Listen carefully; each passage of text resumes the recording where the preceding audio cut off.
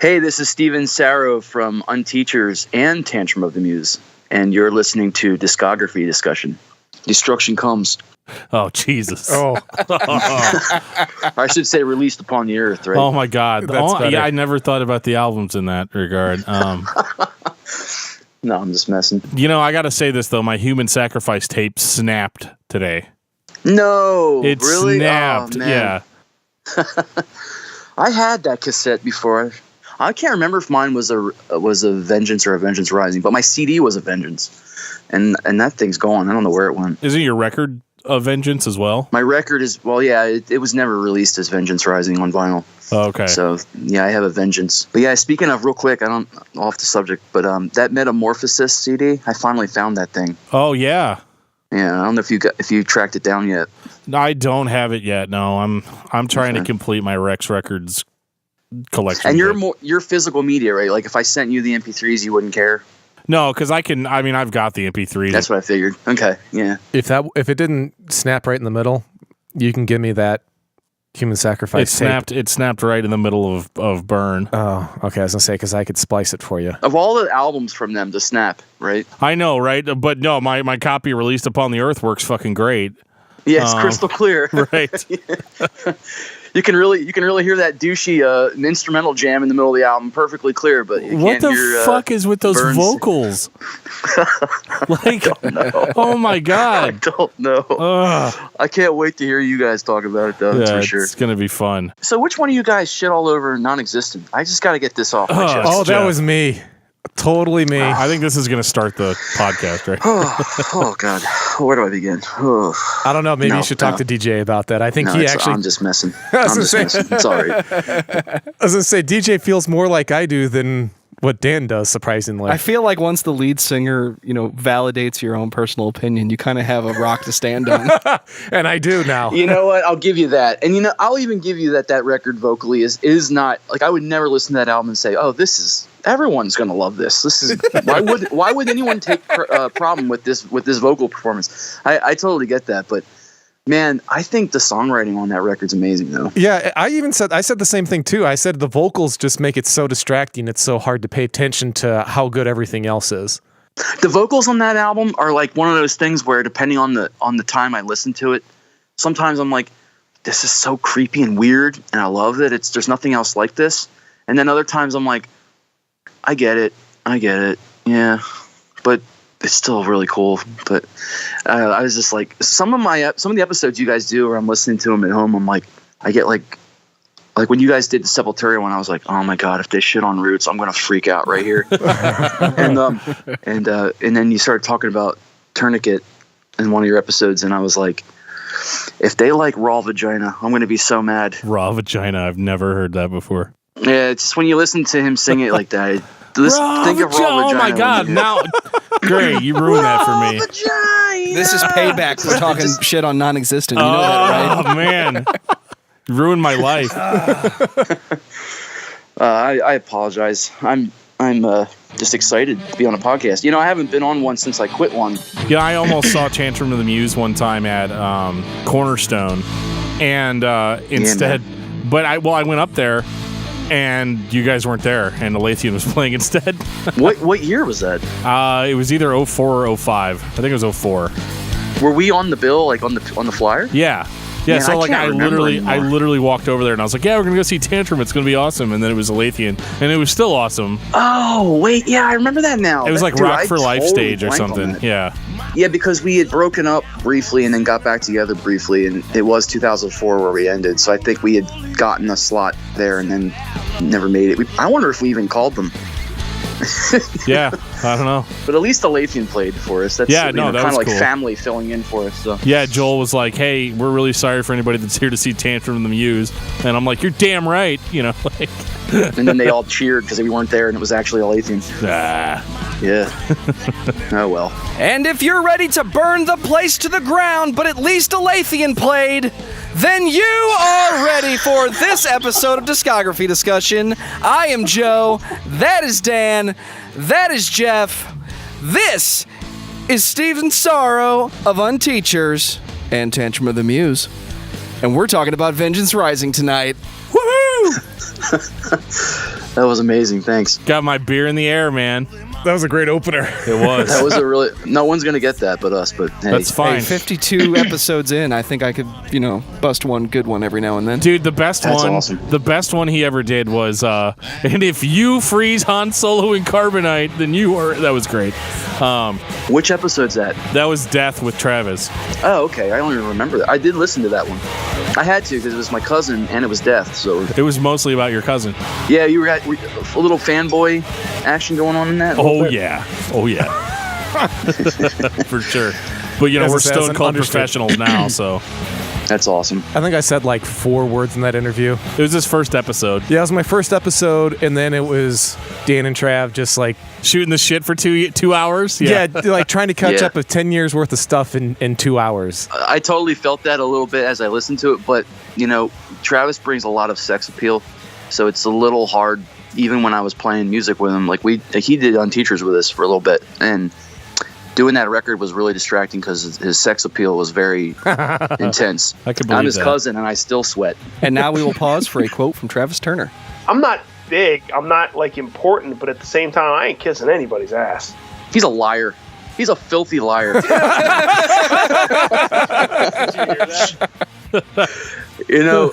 I told him off air a couple weeks ago. I was like, "You need to jump on this Vengeance show because the two of us talking about Vengeance would be quite interesting." But he was like, "Oh, you'll remember more than me." I don't know what that meant, but him and I we grew up together listening to every Easter. We'd go in each other's bedrooms and listen to cassettes of all the bands and stuff. He's kind of like my little partner in crime with all the metal growing up. So, That's cool. but It's nice that you yeah. had somebody to share it with.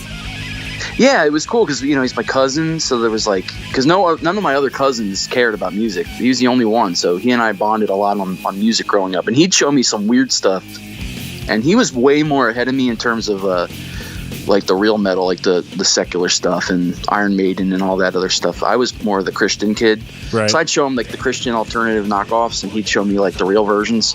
But he introduced me to some really good stuff. I credit him for giving me getting me into Scattered Few. I don't know if you guys are familiar with that band, but they did a Yes. record called Sin Disease. It's amazing. And actually, they'll come up tonight a little bit with the Vengeance connection. But we have a long history of heavy metal together. So He really wants to get on the Iron Maiden episode. That's the one he's holding out for. he's the guy to get on that show. Yeah. Him and Josh. Josh played bass on UnTeachers. He and Travis are like best friends since childhood, and Yeah. they're Iron Maiden obsessed. So that would be a good episode with them for sure. Well, that's coming up at But, some point in the future. Pretty soon, I think.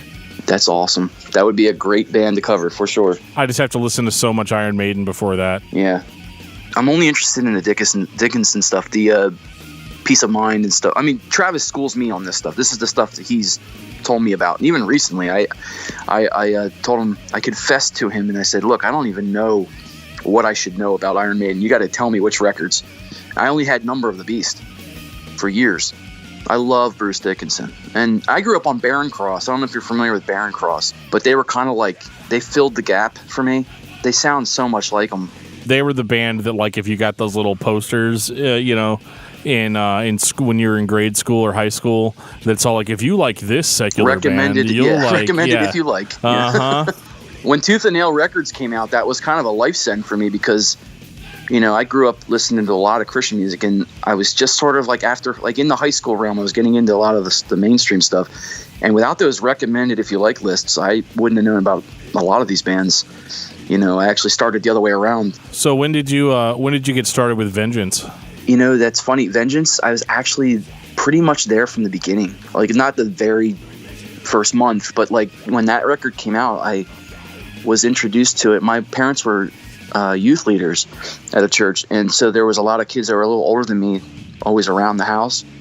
And one of the kids gave me a dubbed cassette of Human Sacrifice, and I think it had a Deliverance record on the other side or something. Yeah. And so it was a dub cassette, which means I couldn't put it in and push play on side one and get the very beginning. What happened was I actually heard the song Beheaded was the very first thing I heard. And when it came to the end of the song where Roger does that screech, Yeah. that creepy screech, Yeah. Keep in mind, this album came out in like 88, so maybe it was like 88, 89. I was very young. I was probably like, I mean, I'm 40 now, so subtract all of it. I'm probably like 10 or 11 years old. And it scared the living shit out of me. Like, no joke. Like I remember turning it off and being like scared to death. And so that was my introduction to Vengeance Rising, was just being tormented by that song. And I've always been a kid who's been attracted to things that get some sort of an emotional reaction out of me. For example, I used to sneak horror movies when I was a little kid, and I would see like The Shining, and I'd see stuff like that, and it used to terrify me, but then I'd want to go see it again, or I'd want to like fulfill that more, that urge to see stuff like that. Yeah, it's the thrill. Yeah, and I think that's what ultimately it is entertaining, and it gets some sort of an emotional reaction out of you that you really can't feel just doing normal things day to day. So when that song scared me, it also intrigued me. So then it was like, okay, rewind this side and listen to the rest of this, and then obviously became a huge fan. But it's really important, I think, when you talk about bands that are this old school, to understand that in the context of the time they've come out, that, I mean, like, it'd be tough right now to introduce this to like my kids if they were age appropriate and say, hey, you've been listening to all this modern stuff that's going on now, like, listen to this. They may not understand that when that album came out, it was absolutely the darkest, heaviest, craziest thing ever, and especially to have it in a Christian market. Well, yeah, nobody was insane. Nobody was singing like Roger Martinez then. No. And even the way he does it is weird. It's not like necessarily the secular standard. Like, it's a little bit different. It's its own thing. Mm-hmm. And everything's oversaturated now. So, I mean, you have a million bands. Like, you got, Cannibal Corpse and all that stuff. There's a lot of bands that did that. But to say that a band like Vengeance came out kind of predating even some of the more modern and most famous of those types of bands is pretty insane. And then to say this band was sold in the Christian market is even more insane. And I can tell you, being a really young, impressionable kid who grew up on Amy Grant and Michael W. Smith and things Carmen. like that. And yeah. You want to do an episode on Carmen? Oh my God. Yeah, I can. I think I'm sick that day. I can actually work that one. Me too. That was I've said it on other podcasts, but my grandma every Christmas bought me something Carmen. Like, that was like her go-to. I'm sorry. Man.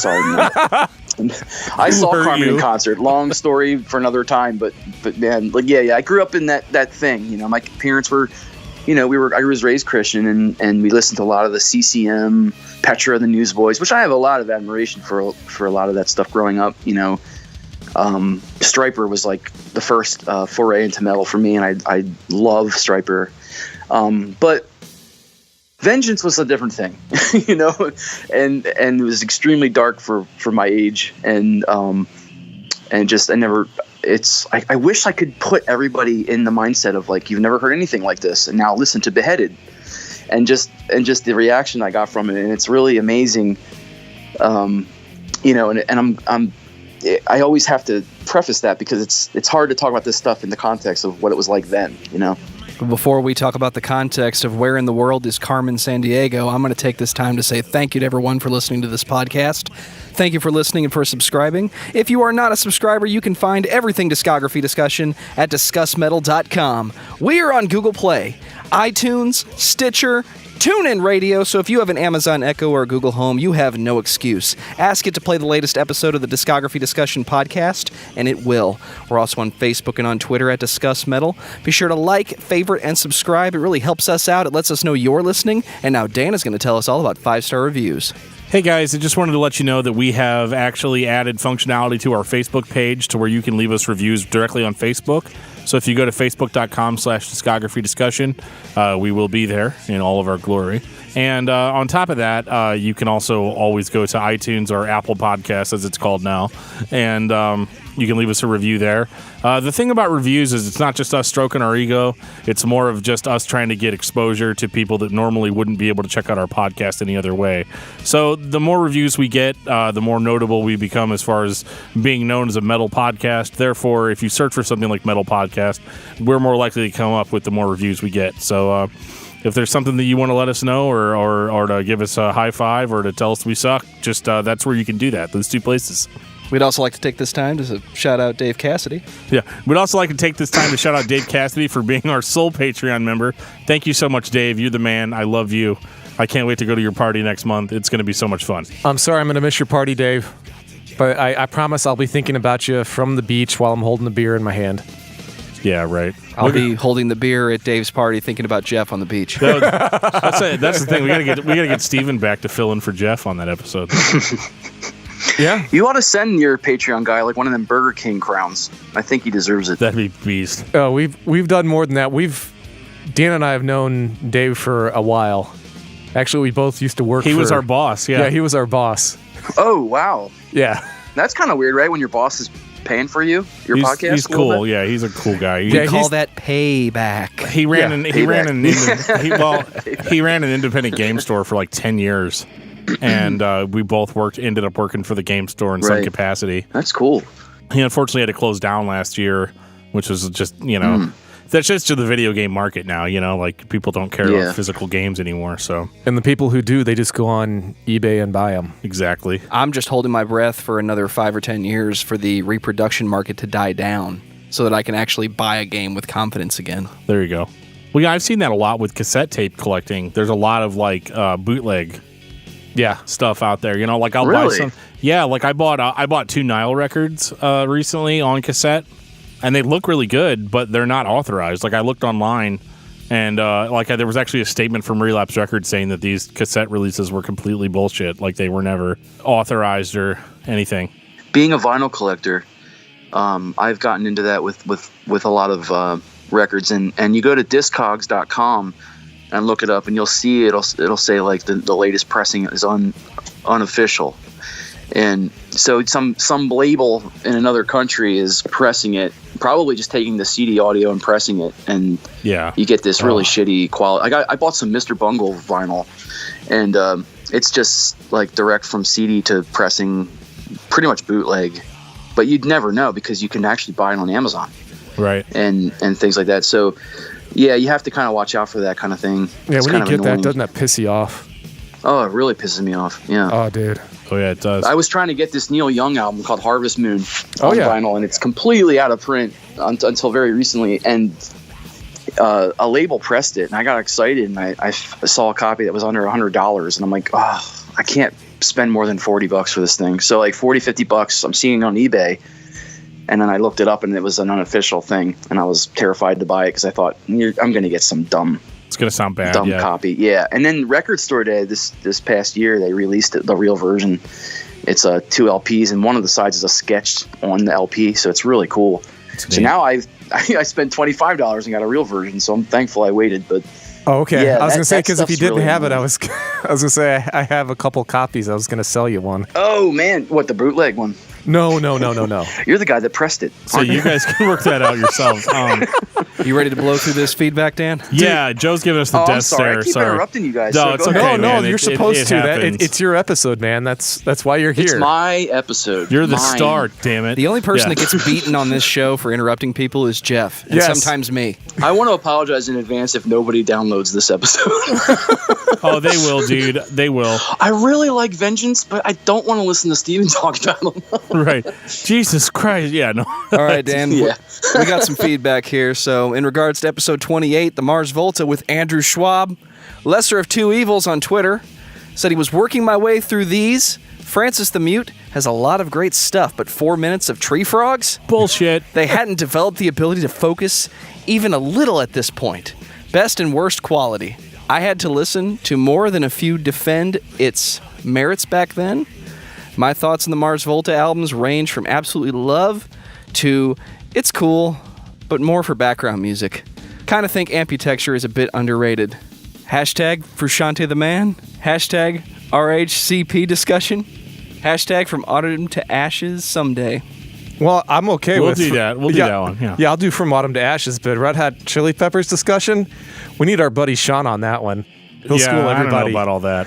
I don't know why anybody wants to hear me talk about Red Hot Chili Peppers for an hour, but California.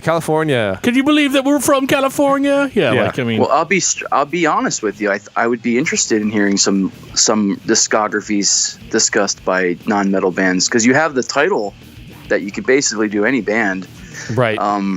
But like, sometimes I'm wondering, like, I wonder if they would do like Tool or. Oh, that one's been on the back burner for a while. We're thinking about it. You know what would be funny if you did the Melvins discography, because I think they have like 200 albums, so it would be an interesting conversation. That'd be a marathon. Dude, I'm already like dreading the Napalm Death episode that's inevitably going to happen. Yeah. And like, what are we going to say? Like, okay, this album was fast, it was aggressive, it was heavy. Okay, so the next album was fast, aggressive, heavy. The next album was a little weird. Okay, now they're back to fast, aggressive, heavy.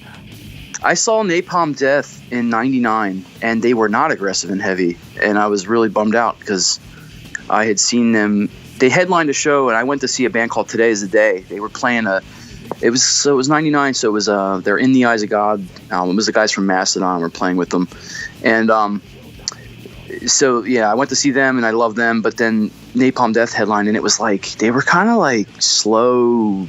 Almost like groove metal, a rock band or something. It wasn't the grindcore stuff that they're known for. Interesting. And I remember standing there like, I thought this was a heavy band. Right. Weird. I mean, they were false heavy, advertising. Yeah.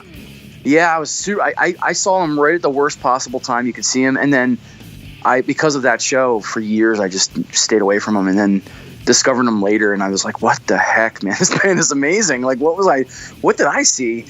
So yeah, there'd be a cool band to hear about. You saw a band's midlife crisis is what you saw. Exactly. We got a YouTube comment in regards to episode 51, metalcore, metallic hardcore with the Telestai. Oh yeah. Max Nystrom. Okay, so metallic hardcore more punk than metalcore? To which I said, because I think I know what he meant, interesting point. Now that I think about it, that is a very good observation. Well, I'm going to throw a solid maybe out on that one. I think metallic hardcore and metalcore, I honestly just feel like metallic hardcore was the term for metalcore before we called it metalcore, but that's just me. Well, I think the point he was making was one is definitely more punk rock in its roots. The other became the more mainstream kill switch engaged type right, well, bands. like the bands that just play nothing but like Gothenburg riffs and breakdowns, like that's definitely metalcore, but like your metallic hardcore would be your stuff like Converge or Shai Hulud and Strong Arm and stuff like that. Earth Crisis, those kind of bands. Even old Zayo could fall into that. And then we got a tweet from Alt1. I think he's trying to write the intro for me. And if you enjoy listening to Korn's The Path of Totality, then you are ready to get the hell out of Joe's house. Nice. Dan is a metal aficionado. A lot of these band names you guys are throwing out, I'm like, who? But Dan has heard them all. Freaky. Thank you very much. That's your new title, Dan the Metal Aficionado. I listen to a lot of bands. Yeah, like Dan doesn't need his ego inflated anymore. Besides half of those weird ass bands that he knows, it's because I told him about them. Whatever, man. I printed that tweet off and put it on my refrigerator. I'm sure you did. Speaking of tweets that I printed off and put on the refrigerator, I'm gonna read this, or I can let Jeff read it. We got a nice tweet from DJ. DJ who? DJ Sacrifice. DJ Sacrifice. Yeah. My hero, man. He retweeted our episode 51 and said... he said, listen, follow, thanks. DJ, thank you so much, man. Like, we really... we are awed by your presence. Yeah, so, and he's... thank you for the messages. Thank you for the kind words. He's amazing. He's one of the most down-to-earth dudes ever, and I love his vocals, but I also just love the man. The man, the myth, the legend. I mean, he has to be a great guy because, I mean, truthfully, I was kind of a non-existent. Kind of? I was more than a little kind of sort of rough on the vocals on that. You talk about a gracious individual, that's the man. I think he's heard it for about 20 years, 25 years now. Yeah, he was super cool about it. He was just like, yeah, it's not my favorite either, but so what? Well, him and the guys from Tetelestai might be cooking up something really cool in regards to that. So, And you should check our episode out for exclusive for some coverage on details. Yeah. And if I may just real quick interject, that band's really awesome. And the fact that they got DJ to come out of retirement and sing on there is seriously one of the coolest things I've heard in years. I'm just like, bravo, dudes. So we got one more. Back to Twitter. In regards to episode 31, Caius with Trey Suter. You went way back. Lesser of two evils. I guess he really is going back. Caius. You guys did Caius? Yeah, Yes, dude. we did. I need to hear that. Catching up on your Caius chat, I'm quite sure I read somewhere that Josh Homme used a bass amp to record his guitars. At least on some of the early stuff. It was on Blues for the Red Sun. Down-tuned guitars into bass amplifiers for the distortion featured on the album. Thanks, Wiki! Yeah, Wikipedia is a great thing. You know, that's a good point. I wonder why all the heavy punk rock guitarists, they like to sneak in bass amps during recording. Because, you know, I'm thinking of the Misfits, etc. But then all the heavy bass players use guitar amps. Lemmy, I think we're being sold a lie here, Dan. Yeah. Have I been buying the wrong amps all these years? I don't talk to bass players or about them, so I don't know. Unless their name's Josh Toomey. Yeah. Caius probably couldn't afford an orange amp back then. That's probably half the problem. Right. They seemed a little strung out. That was one of my personal favorite episodes of ours. Actually, was the Caius episode with Trey Suter from Rift. Is that because I wasn't there? Yeah. If you guys haven't checked out Rift yet, you really need to. Trey Suter, awesome dude, and we really need to have him back. So we heard Steven's rundown. I'm going to turn back to Dan and say, tell me about Vengeance Rising. Okay, so Vengeance Rising is a band that I checked out probably a few years ago. A buddy of mine named Tom, not a few years ago, like 15 years ago, but hey, that's a few for some of us. I got into the band after the party was over, if that makes sense. That's typically my history. Is I got into a lot of these older Christian thrash bands like way after the fact, and Vengeance Rising was interesting because a buddy of mine named Tom was really into Living Sacrifice, and he bought a whole bunch of Living Sacrifice albums. I remember when he bought Reborn, we were at like a Christian rock festival, and there was a seller there that was selling metal CDs, and he sold him Reborn, and then he threw in a copy of Human Sacrifice by Vengeance Rising for free. A cassette copy, actually.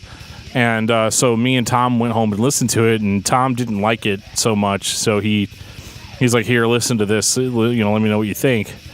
And basically how that ended up coming about was I popped it in to listen to it, and I was totally weirded out because I'd never heard anything like it before.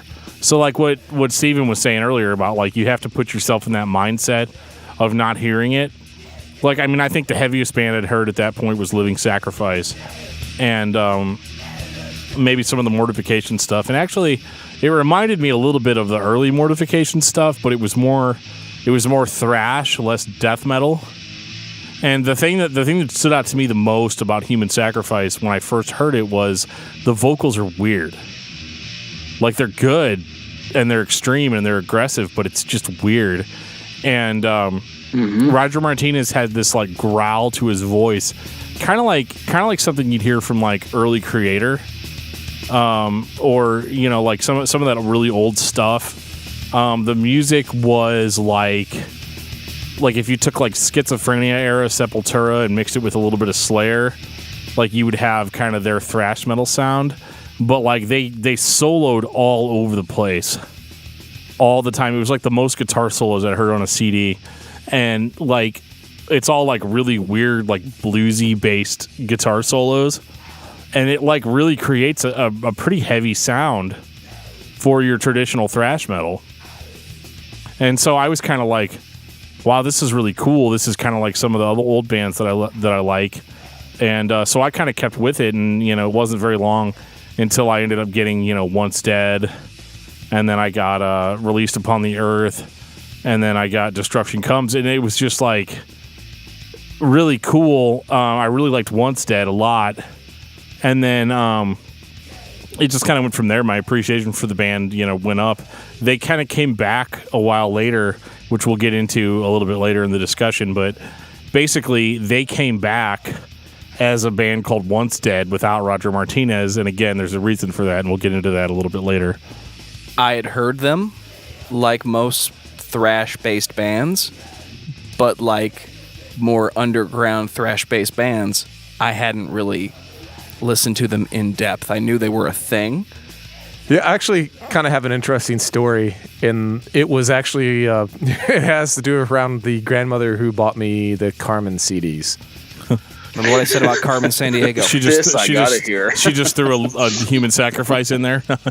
Well, no. She recommended if you like. Is this like when Dan was 8 years old and his parents bought him a copy of Bleach? Right. She had such an aversion to this band in particular back in the day, because it had been brought up about how this was the devil's music infiltrating the church. And she used this band regularly as an example of what the devil's music sounds like and how terrible it is, essentially. Has she listened to our Pig Destroyer episode that came out last week? No, unfortunately, she's passed away, so she can't.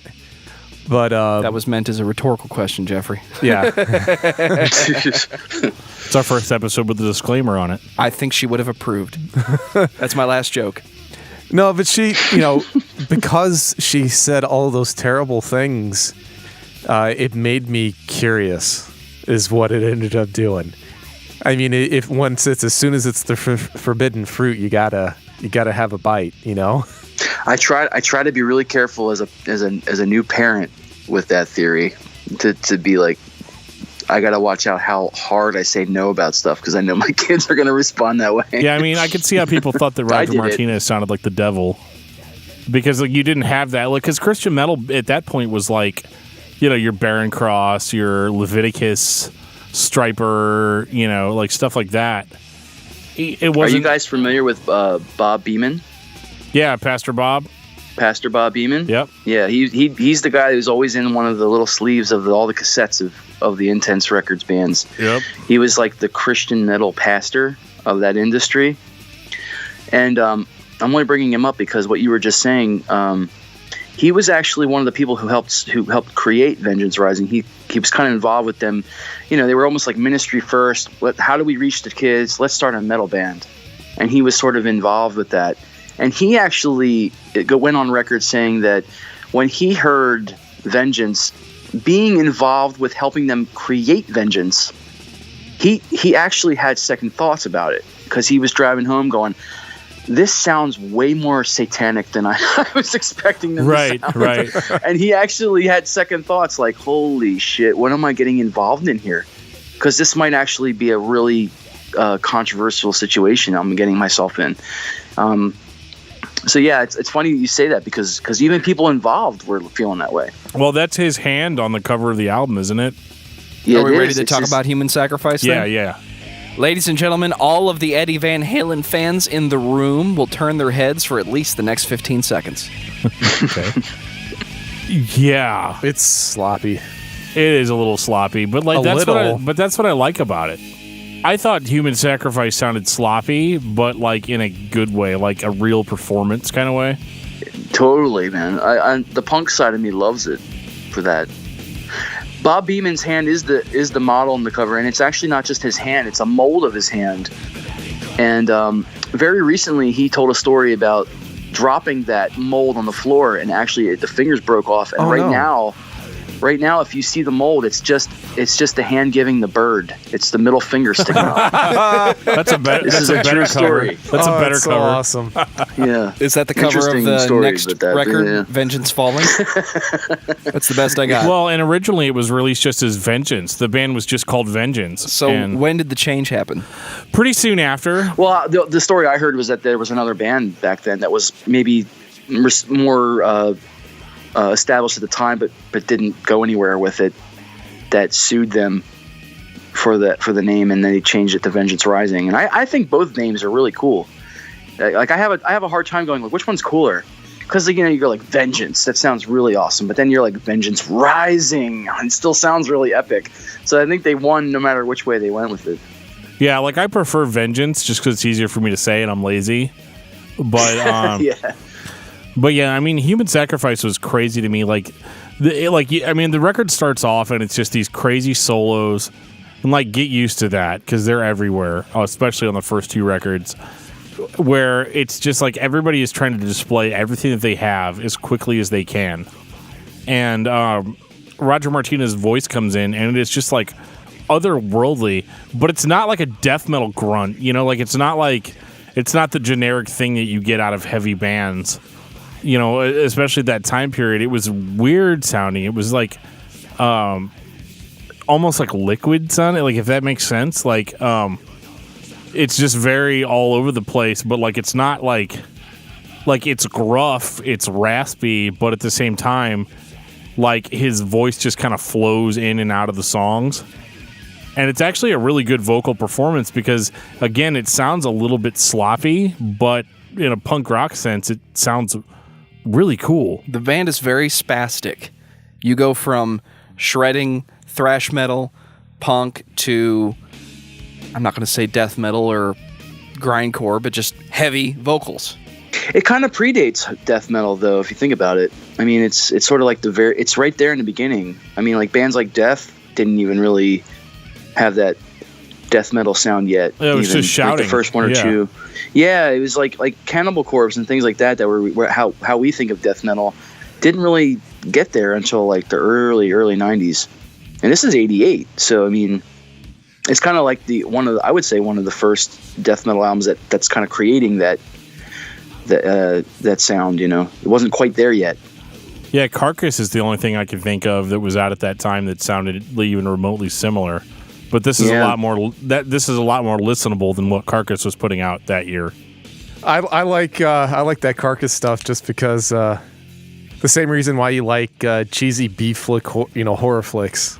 But this was different too in the sense that this is early Christian metal, so you've got that like really satanic sounding vocal and thrash metal, which most church people don't approve of. But the lyrics were really overly evangelical.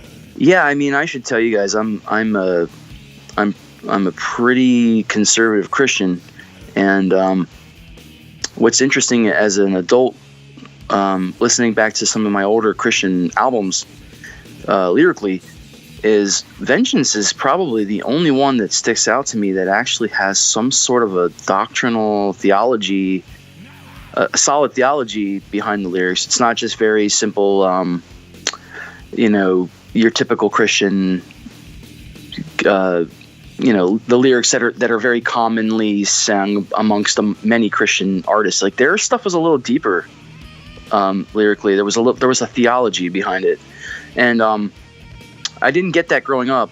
To me, it just seemed like real. I mean, it was ultimately Christian. Obviously, I noticed that growing up, but as an adult that kind of understands a little bit more about theology and doctrine and stuff,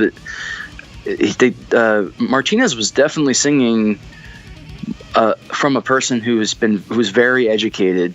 The lyrics were different for sure than a lot of Christian music growing up. A lot of the simple surface level Christian lyrics.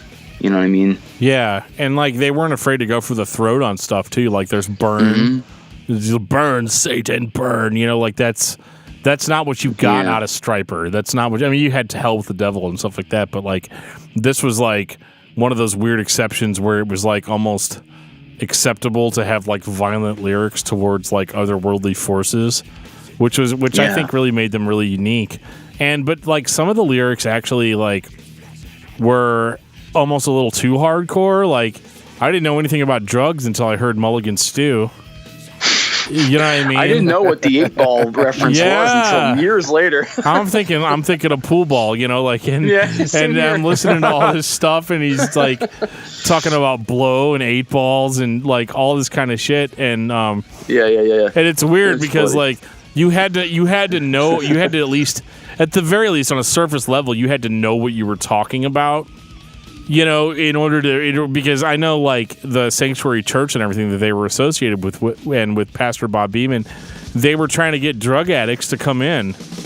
They were trying to get, metalheads in the 80s to come in and rehabilitate. And a band like Vengeance Rising was like, they had the edge that all the newer bands had, but they were Christian. They had a totally different message, and I thought that was really unique at the time. I mean, now Christian heavy music is kind of a trope, like it's expected to be there, but like back when this came out, I mean, I can only imagine what the impact must have been, you know, with people that weren't Christians and people that were, because like the lyrics are cheesy. There's no doubt about that, but that's more because it was 1988. I think at the time it sounded pretty modern, and I think it probably really did connect with people that wouldn't necessarily have listened to Christian music before that. Again, I have to say, when you're used to your heaviest music is Stryper, and 1988, guys. I mean, think about what was out there, even in the mainstream. 1988. Well, I was 2. I mean, you had Slayer, you had a few, Metallica, of course, and things like that, but nothing was like this. And for Christian music to have a record that was this heavy and extreme, and just sort of the production being, there's almost a sludginess to it. Like there's the guitars on that record have a real I feel like they fit in with a lot of like sludgier kind of doom type tones of albums that I've heard come after. There's just something sludgy about it. I don't know how to describe it. That's the blues that I was talking about too, the strong blues influence on it. The blues for sure, yeah. But even just the distortion on the guitars and the big room sound that's on it. Right. See, I don't know that you can say this wasn't around, because the elements that make up this first album were all over the place, especially in the 80s. Insert name of any hair band, Eddie Van Halen, Metallica, yes, and Justice for All is that what is you meant kind by of that? I wasn't sure what you meant. Oh yeah, just the constant guitar wankery of bluesiness. That's Van Halen in the 80s. That's 1984. That's Panama. Yeah. Those types of songs. I'm not going to list their entire discography. Everybody knows their greatest hits. I would say Deep Purple and Led Zeppelin as well are major influences on these guys. We'll get into Deep Purple later. Oh my God. We sure will. And when we go trucking into space. With the exception of the vocals, this is really common. Oh, dude. You have no idea. It's important to realize, though, and it's really obvious now as an adult, but growing up you don't think about this stuff, but as an adult I can say you have a one guy who's interested in being the heaviest, most death metal thing ever, and that's the singer, and you have a band who had a phase of wanting to be that, but ultimately was coming from classic rock influences and wanting to be a really good rock band. So you have this weird phase where they wanted to. Roger Martinez, I think, was purely like, I want to be the king of Christian death metal, and then you have these other guys that are like, we want to witness and reach out to as many kids who are lost and hurting in that scene as possible. For them, I think it was an issue of we're approaching this as a thought out package of ministry, and they attempted to be that, but I think Roger was that. So I think you get this weird happy medium where they all were on the same page at the same time, but Roger Martinez was more honestly a death metal guy than those other guys were. So you get this weird mix of where you can hear the influences from other bands, but they were clearly trying to push that heaviness. And I think that's the very reason why a band like this would have been stepped over at that time, because at that time it's easy. It's the stigma. You're a Christian band, we don't want anything to do with you. And now we can look back and see how good the record is and how good the musicianship and how good the songs are, even though it's the anomaly of this band's discography. But at the time, that's an easy step over, because at that point the battle that they were fighting was, we're the Christian band that wants to hang out in the club too, because we're appealing to the people that need the appeal. Yeah, and I think they were successful in that. I don't think there was an issue really where they were not respected, because I think that when you hear songs like Fatal Delay and Beheaded, and of course the first song, I think it's kind of hard to listen to it and not give it its credit of being just like absolutely teeth grindingly badass. I mean, there's riffs on that record that I don't know how guys like Slayer, I mean, not that I'm even aware of, if they were aware of being on the radar of Vengeance Rising, but I'd be hard pressed to think that the mainstream metal bands of 1988, so you're thinking like this might even just be before Injustice for All. I'm not sure I think that's like 88 or 89. 88. Yeah, so it's around that time.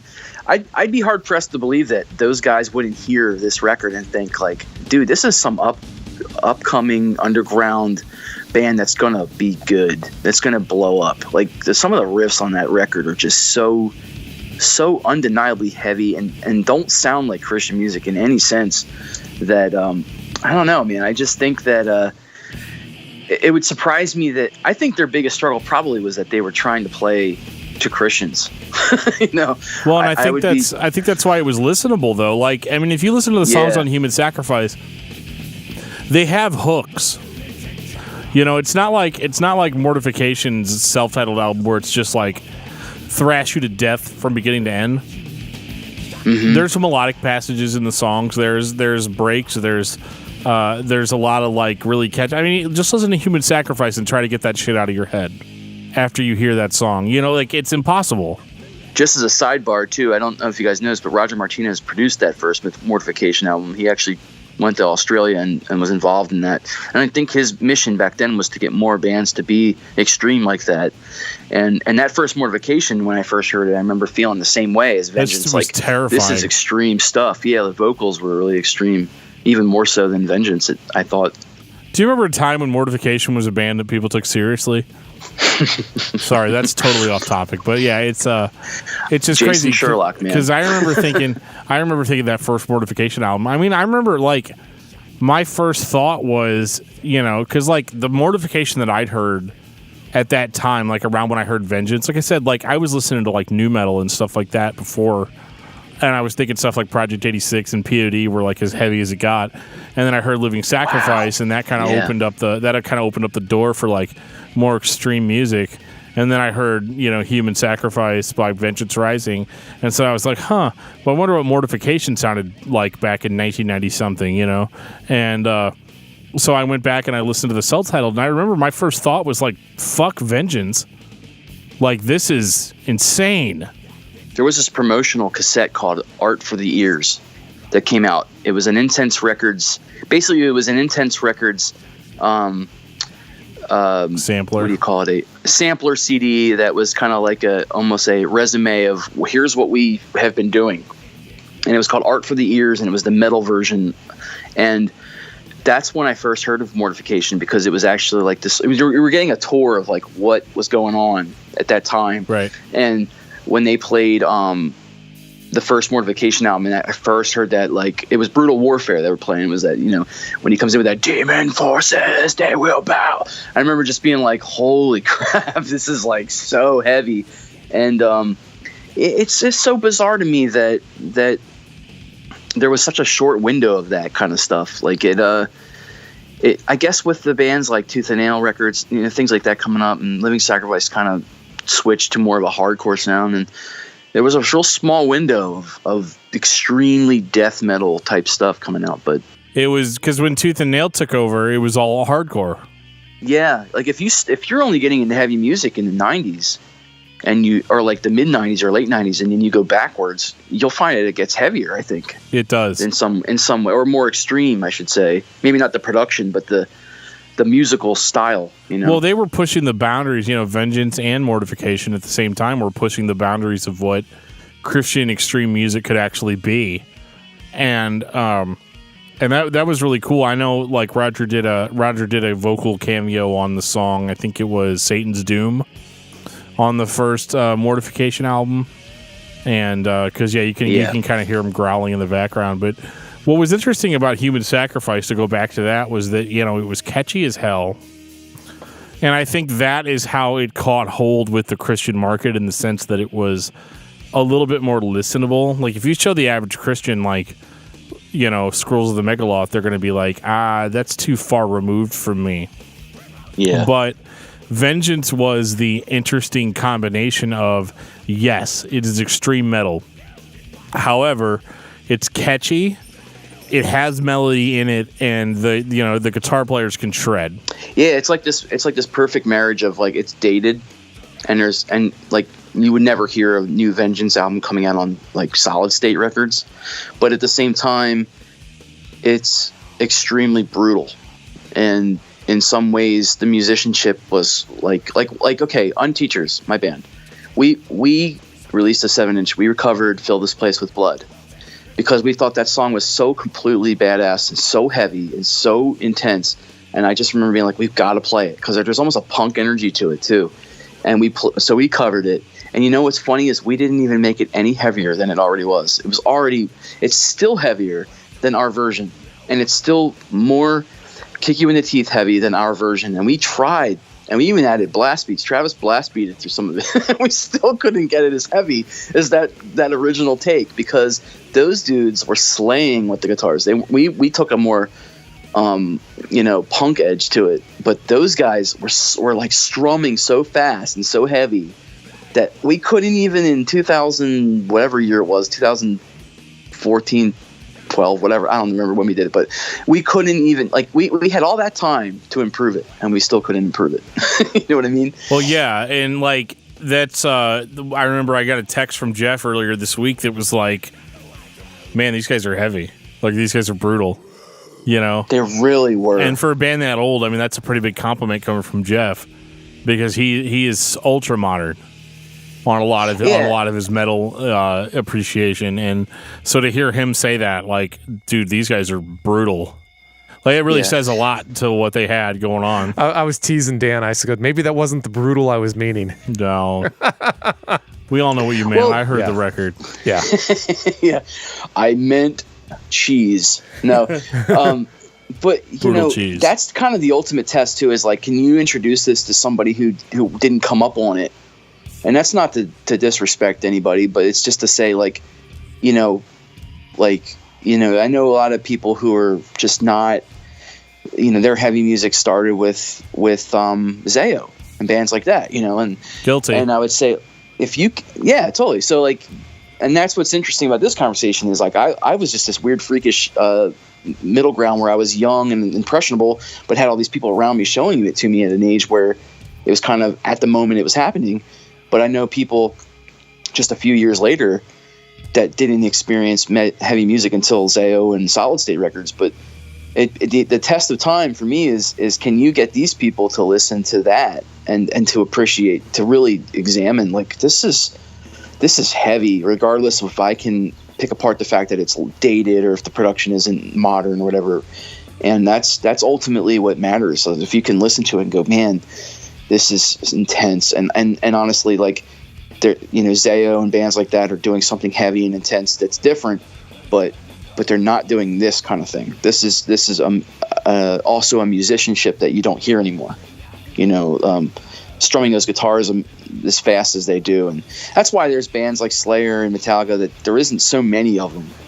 And there's an underground current of bands that are throwback and death metal, but in terms of just like in the mid 90s and all that, there was a drop off of that stuff.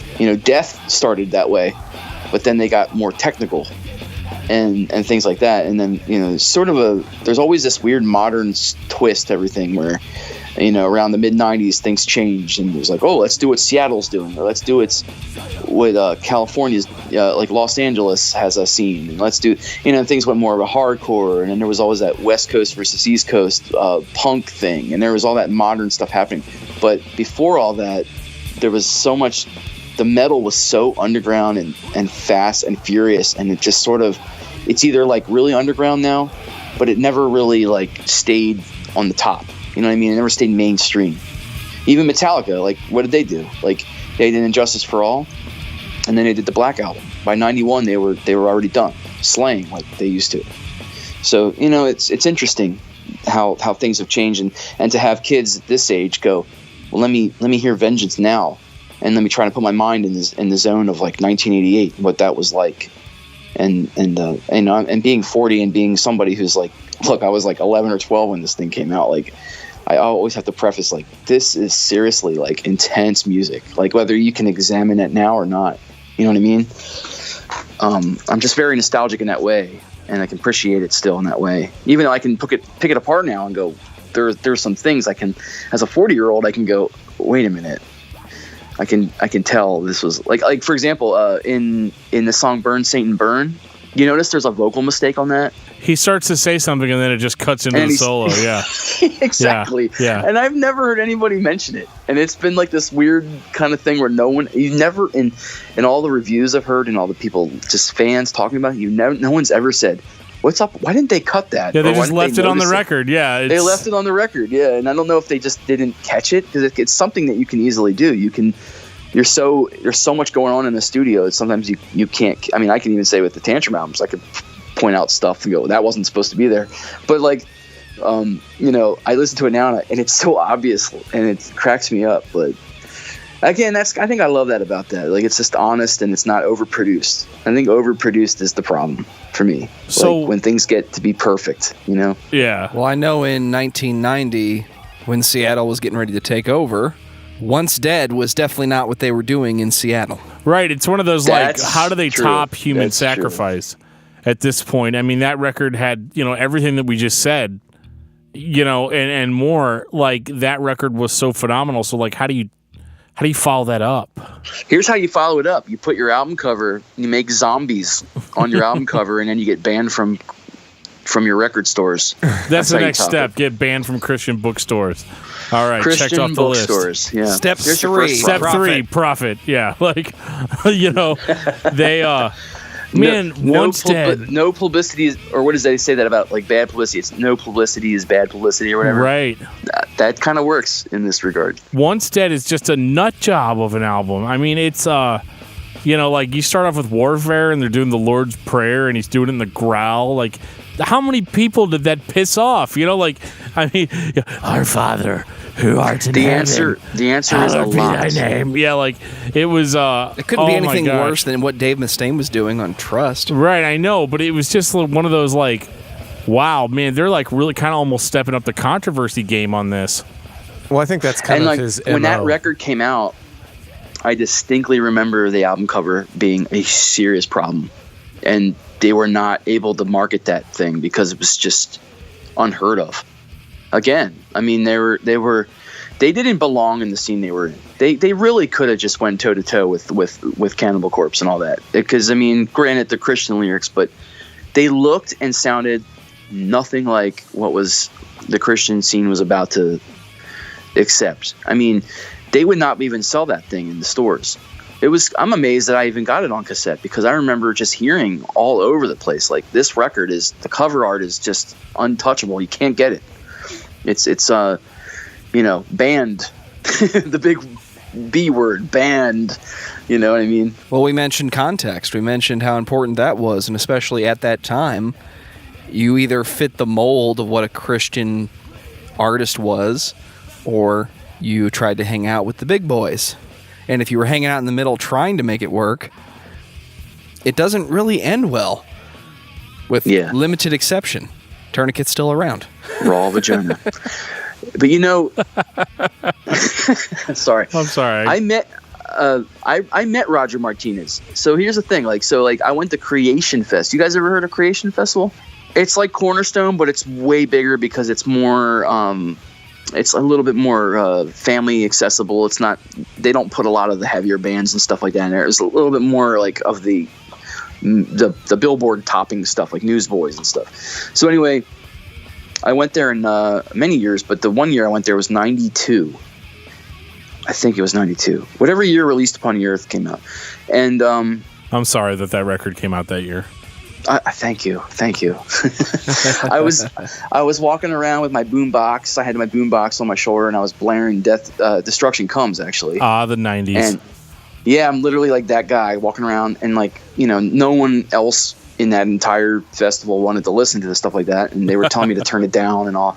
And I'm walking around, and I walked up to the one merch tent building, whatever it was, and there was Vengeance Rising had their entire merch booth set up, and Roger Martinez is standing there, and there's like literally 30 or 40 t-shirt designs. It was the craziest thing ever. Their t-shirts were the coolest thing ever. I wish I had bought every single one of them when I was there. But the reason I'm bringing this up is because they had on the table, Roger had put secular death metal CDs and then his stuff next to each other. and the purpose for this was so you could read the lyric differences and go like, see, what a shit we are server. doing something Christian here. And so he had Cannibal Corpse's Eaten Back to Life cover. And this is actually this is how I got into Cannibal Corpse. There must have been Christians puking at that artwork. Oh my God, you have to be at Creation Festival. You're walking around, Amy Grant was playing the main stage. And it was like Audio Adrenaline was coming out, and Newsboys, and like all the 90s CCM Billboard stuff. It was not Vengeance, and in fact they didn't even have, like, this is predating Tooth and Nail by a few years, and so there wasn't even like Mortal and Scatterfew and all that stuff wasn't even there. This was like, I don't even know what the hell they were doing there, honestly. This was vanilla as hell, yeah. It was like Vengeance maybe was on tour and was like, hey, let's go over to Creation Festival and see if we can get a gig there. And they were like, no. So let's just set up our booth anyway.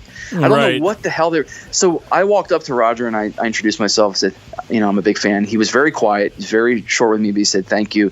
And I said, are you guys playing? And he said, no, we're not allowed to play, but I'm preaching here. So he was doing a sermon.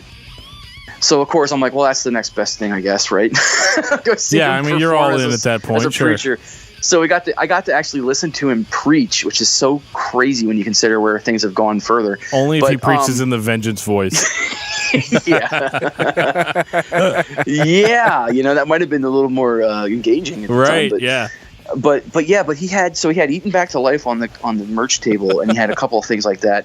And his idea was like, read their lyrics and listen to what they're saying, and then now compare it to my Once Dead album cover, and like, can you see the difference? Now, I mean, I already realized that, but I guess moms and dads had to actually listen to compare them, and that's what he was there doing. He was there kind of promoting, preaching and kind of reaching out and doing his thing, but.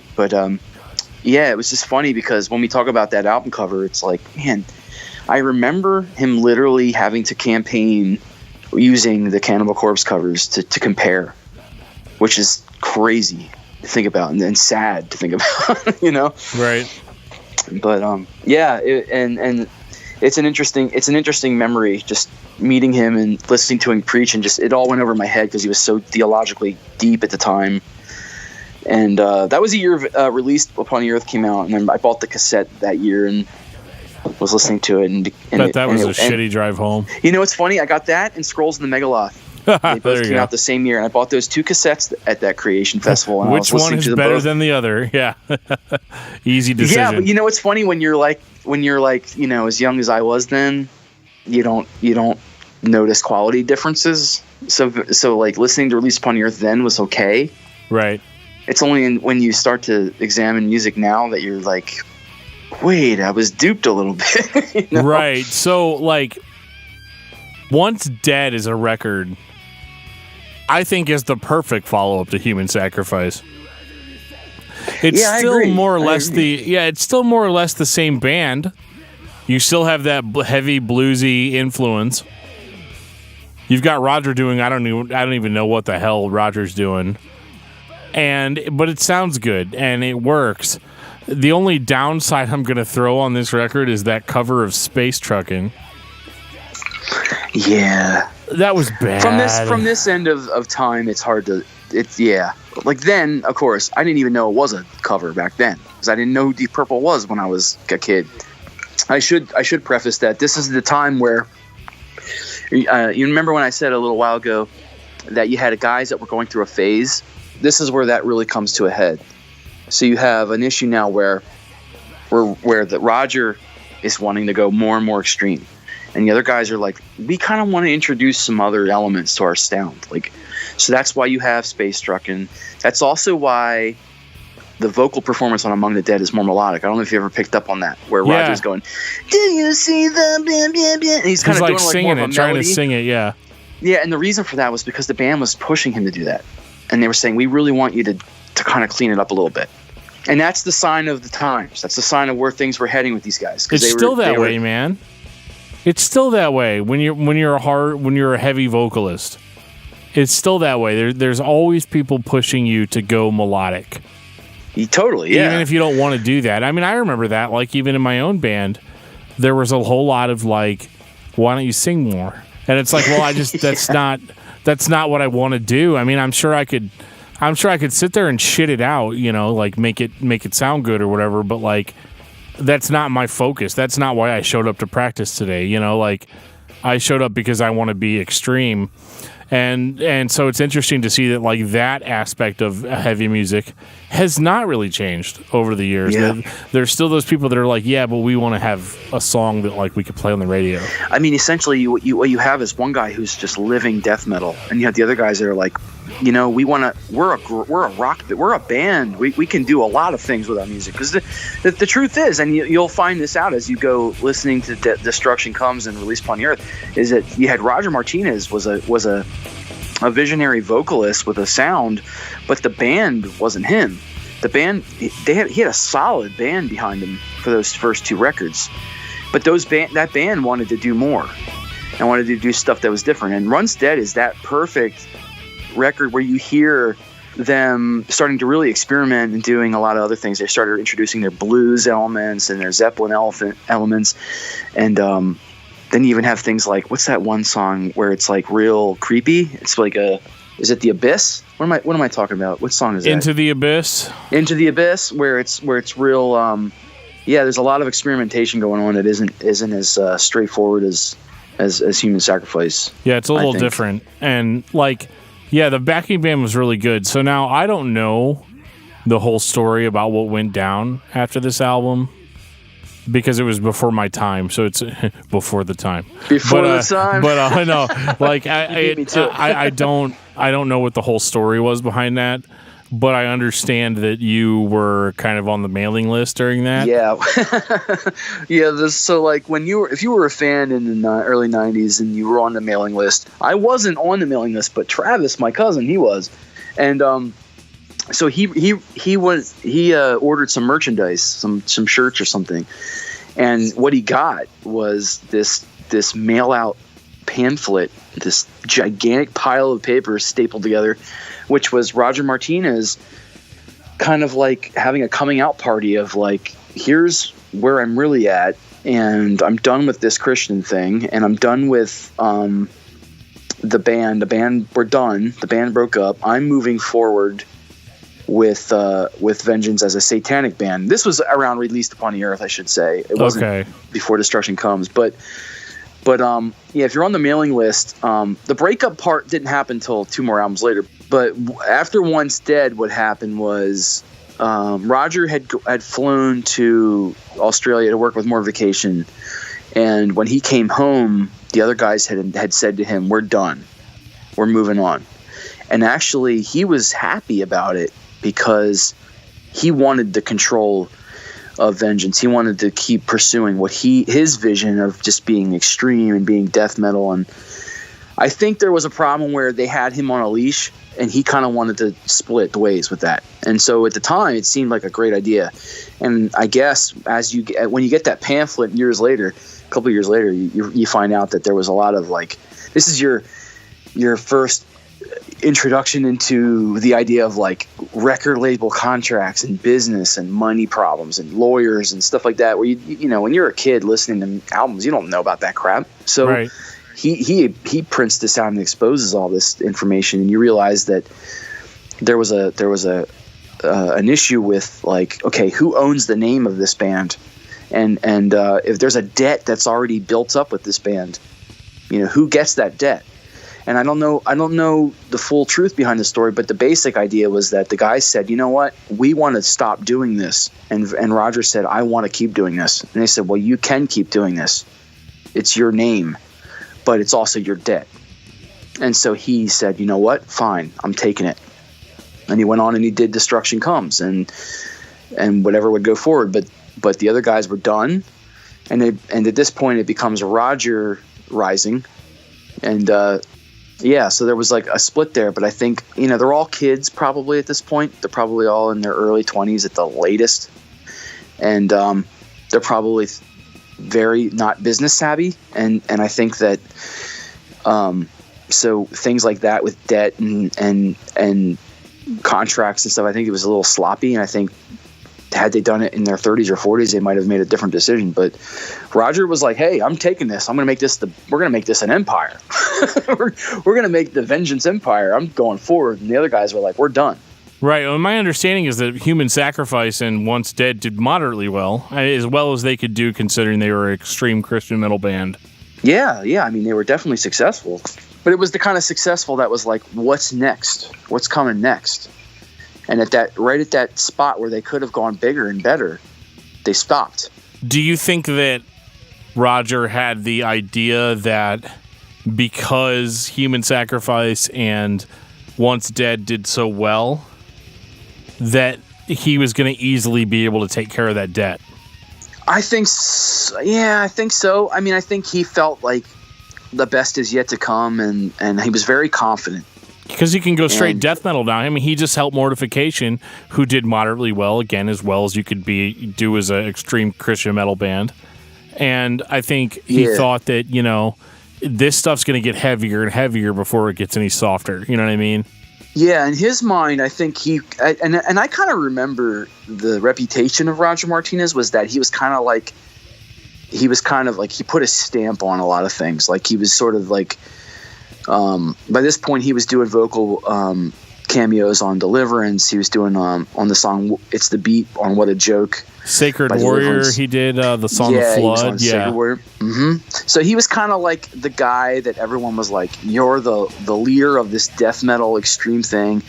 We aren't quite prepared to go the full distance that you are going, but you're the man who we stamp and say, if there's a Roger Martinez performance on our record, we're going to have a little bit more balls." For sure. That's kind of the reputation I pick up from it, and I think at that time, like, he was sort of a little bit sought after for producing like Mortification and Tourniquet. He did he helped with Stop the Bleeding, right? Yeah, and Tourniquet. He was involved with that. So I think at that point in time, he was kind of like the household name of Christian extreme music,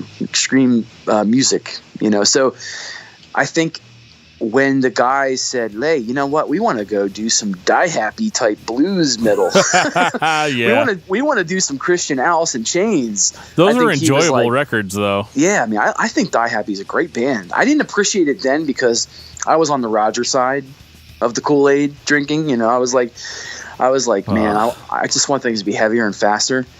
And the thing about Vengeance is funny is like the album covers, the album art, and the logos. And this is something I think that even Mortification was capable of doing. Was like, you could think to yourself, this album might be good because you'll look at the cover art, and you'll look at the logo, and no matter how shitty Mortification was, or had become, I should say, if they had that same logo and they had a really cool cover art, you'd think to yourself, this might be actually good. Yeah, it kept me going for a long time with more, Yeah, that's a thing. Like, that's like, if your album cover looks cool, you really can dupe yourself into thinking that the record's going to be cool. And so I think that played into it too. Like, you had, here I am, I'm like a fan of Vengeance. They've already done 2 amazing album covers. Now they're doing Destruction Comes, which is a controversial album cover. It's got this sticker over it because you can't even see the human rot thing that's going on behind it. And then you got Die Happy, and Die Happy's not doing that. They're doing something else. They're like hippies in comparison, yeah. Totally. Yeah, so you're like, what are you going to do when you're like 14, 15 years old? You know what I mean? You're going to follow the freaky, weird shit with the rotting body on it, with the cool Vengeance logo up top. You don't think about the deep stuff. You don't think about the fact that there was an inner turmoil that split the band up, and that Roger was literally... You didn't think about, like, when you flip over Destruction Comes and you look at the back of it, it's just him standing there with a guitar. Yeah, You know what I and mean? like You that don't think album about cover, I always think of that album cover now, retroactively, like that is Roger.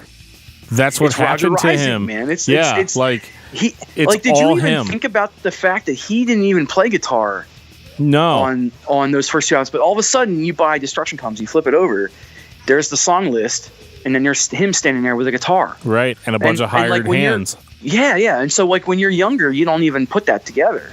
No. You just 'Cause think you're I a just fan got of this. Roger. I just got this badass, because it's one of those, like, if Roger Martinez is singing on it, then it's going to be just as good as everything else. Exactly. You know? Yeah. And that's the marketing genius of Vengeance Rising, was they were able to dupe you into thinking. I mean, if you're at a certain age, they dupe you into thinking like this record's going to be just like the rest of them because it's Vengeance and the cover art's cool. And there's like a nice biting cover, and there's a sticker covering it because it's moms and dads can't So handle it. controversial. Yeah. Yeah, and it's called Destruction Comes, and it's like epic, and Roger Martinez is involved, and you don't think about the fact that there was a solid band that played on those first 2 records, and they split. There's And they did so this many melodic stories. thing. There's Yeah. so many lessons there for Totally. the young musician, the underground musician, the mainstream musician.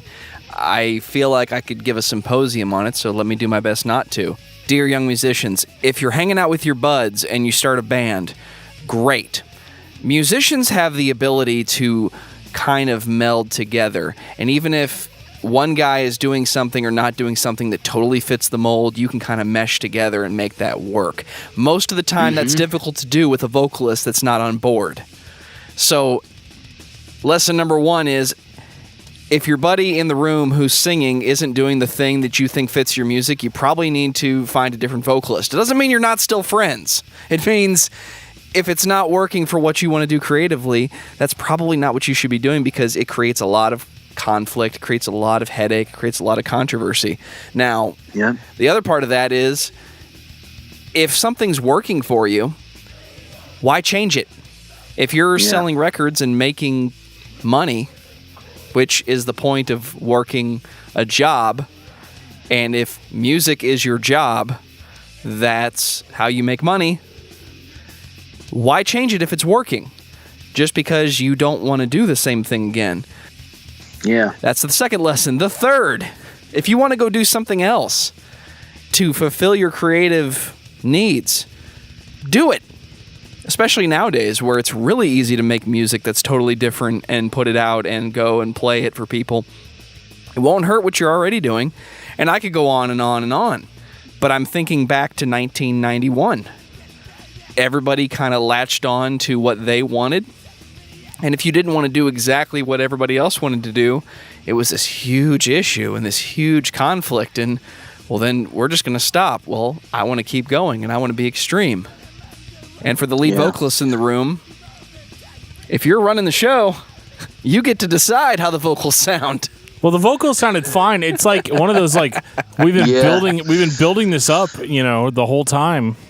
But then you listen to the record, and it's very noticeable that this is not the same band that put out Human Sacrifice. This is not the same band that put out Once a Dead.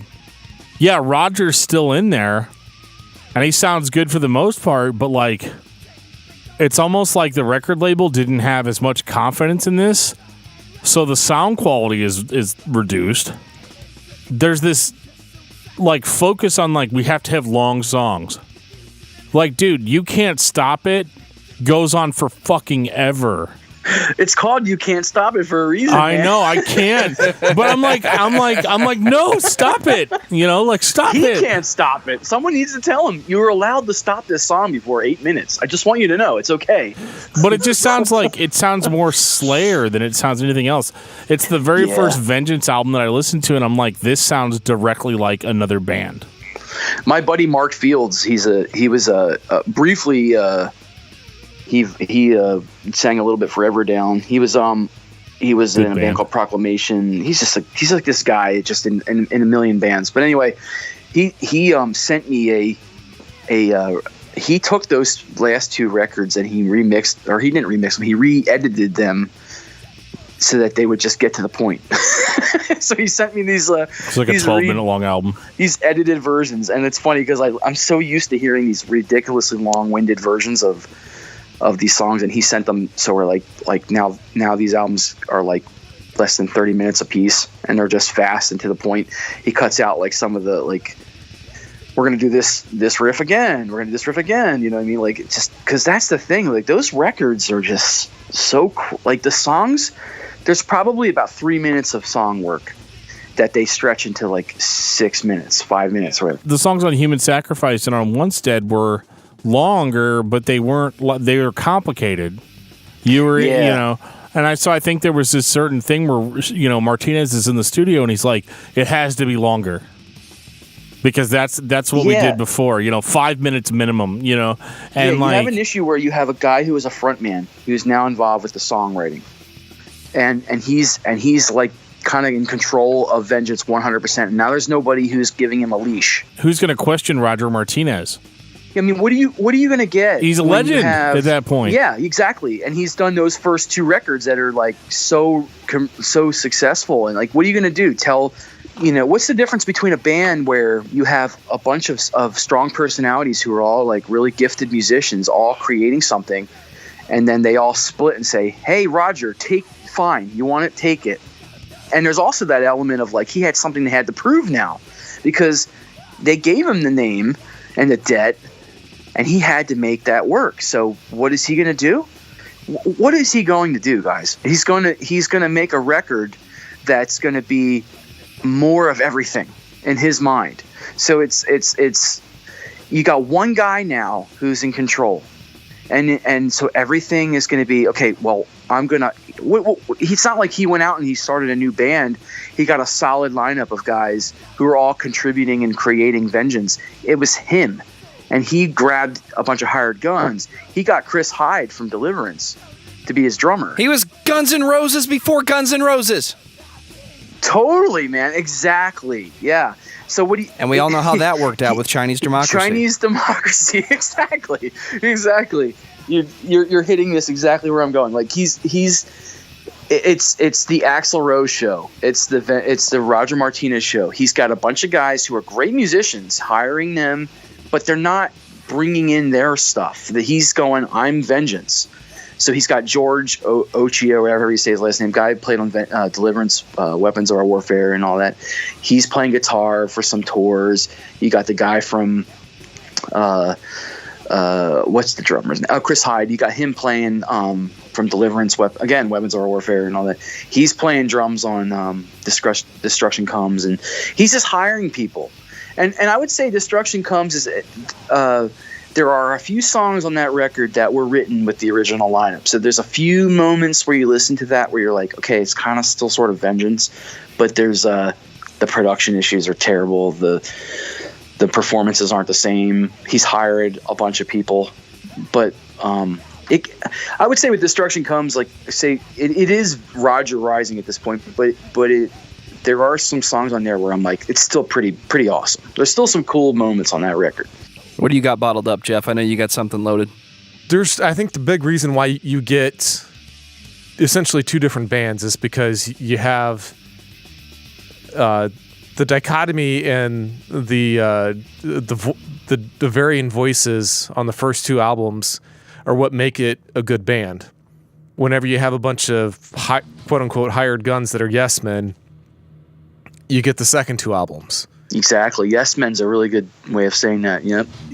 And it doesn't mean that it's necessarily, I guess, bad from a certain point of view, but it's Martinez's vision for the second 2 albums. And it's a runaway train. There's nobody, to stop them. There's nobody to, essentially interject their ideas and have a feeling and that they can bring to the table. And I think it actually it proves what's wrong in music over and over and over again, actually, is the fact that I think people get too sensitive and they get so protective of their intellectual properties that they're like Gollum, with the one ring. They, it's their precious, Exactly. And they don't want to share it with anybody. And whenever you actually are able to bring a different view and some perspective to the table, you get a better product. At least that's how I think about it. I mean, sure, it doesn't always feel that way, but I'm a big Star Wars nerd, and one of the best movies from Star Wars is one that George Lucas didn't direct, and that's Empire Strikes Back. Exactly. So I think that kind of proves the point. Yes, he has a vision, but just because it's so good in his head doesn't mean that it's going to be translated that way to everybody else. And that's what I feel that's what happened on the second two albums, is that it was lost in that translation because he needed other people to bounce it off of, because he only saw it one way, and that's what you get whenever you only have one vision. You got to be able to share it and have other people add to it, and that's how you. I guess the only time that stuff like that doesn't necessarily work is like with visual art, because you can it's so easy to see, because you can literally translate what it is that you're thinking of. But for the most part, for anything that's oral, you have to. I think you have to have some sort of interjection by other people. Well, and I think it was weird. It's almost like a Dave Mustaine, right? Like in the sense, like I get kind of the same impression, especially with Roger Martinez at this time, that it was almost like no, this is my band. I wouldn't call that a Dave Mustaine as much as I would call it an Axl Rose, because unfortunately, I think there is a huge difference between a lead singer who thinks they own the band just because they have ownership of a copyright of a name, and a lead singer guitarist who actually does create the majority of the music. I agree with that. I get both examples, but I agree with that distinction you just made. Well, and I think it also showed that Martinez had kind of fallen out with the times a little bit, because at this point, Mortification is smashing Vengeance as far as being the most extreme, the heaviest, and I don't think there was any animosity there. Even after he went like Steve satanic Rose on the released album, so there's definitely a collaboration still there. But even whenever he went satanic, he still described Steve Rowe as a nice guy. But what's interesting about it is that like they were like I remember reading like old snippets in old copies of HM Magazine where Martinez was describing, Destruction Comes and even Released Upon the Earth as grindcore records. And they're not that by any stretch of the imagination. No, not quite. So like I don't know if he understood what the term meant or what it implied musically, but like what you get on Destruction Comes is a pretty admirable record considering all the stuff that went into making it. Because the song is it Bishops of Soul? No, that's on the next one. Yeah, it's on the next one. But I'm thinking of Before the Time. That was the big single on this one. It's funny about Before the Time because I've spent my whole those early years getting into metal, like going from Petra to Striper to going from Striper to Vengeance and Deliverance and all that. I tell my mom and dad, like, this is Christian music. I swear this is Christian music. They never took the time of day to like read the lyrics. They didn't go to Creation and have the CD cover comparison, So, like I'm trying to sell these guys, sell myself, and say like, look, I'm listening. I swear to you, I'm listening to Christian music. And then what do? They put that Before the Time video out, and I rent that from a Christian bookstore, the Hot Metal 4 or whatever it's called, the video. And that's like a compilation of all these music videos. What you have Shout and Vengeance Rising and Deliverance and all these bands. And I put on that Before the Time, and what happens? My mom walks in the room, and there's the freaking band playing in a satanic church, and you got the dudes spinning their hair with pentagrams everywhere, and you got Roger Martinez standing there with a demon face mask on. Did you guys see this music? You know what I'm talking about? Yeah. He's like holding a skull at one point. Yeah, he's got the skulls in his hands, and he's in a casket at one point, and I'm like, man, this is making this really, really hard to sell for my parents. Like, I'm kind of screwed at this point. Like, I got nothing at this point. But, yeah, I mean, I like the album. I think the album has a punk rock quality to it that I like. It's not as good produced, but there's a lot of 3-chord, 4-chord kind of like trashy, fast songs. But it's not the same, but it's still kind of heavy and cool. And it's because there's sort of like a lingering few ideas from the last lineup that still kind of like finds itself in this sort of okay place. I don't know. Like, I don't know if you guys feel that way, but I feel like Destruction Comes as a drop down, but not a complete offense where you're like, this is the worst thing ever. Like, it's like a weird middle ground. In retrospective, it sounds like a band that has all new musicians. It sounds like the lead singer went out and hired a whole new group of guys. That's what happened. And just kept going. That's what he did. Well, Ocha did a much better job on this recording than he did on Mortification's Primitive Rhythm Machine, but we won't get into that. Released I'm not gonna upon debate that the Earth, 1992. I've been avoiding talking about this one. I wanted to tell you real quick before we move on to the Release Upon the Earth. I actually reached out to Alan McGuire. He's the singer of Scattered Few, who was on the song Regal. Yeah, I Googled this word. I'm like, what is Regal? And I Googled it, and the only thing that comes up in Google for like 3-4 pages of Google is vengeance. So I'm like, that's funny. What is this freaking word? So I emailed Alan McGuire today, actually, to ask him, like, can you please give me some context behind this song? And the only thing he said to me was, I have no idea what the word means. He's like, I remember being really busy with something and not being able to make the sessions. I blew into the studio, I did my thing, chatted a little bit, and then I left. And I'm like, okay, what the hell does this word mean? Like, even the guys who recorded the song don't even know what it means. And should have emailed funny. Roger, but you probably wouldn't have got a response.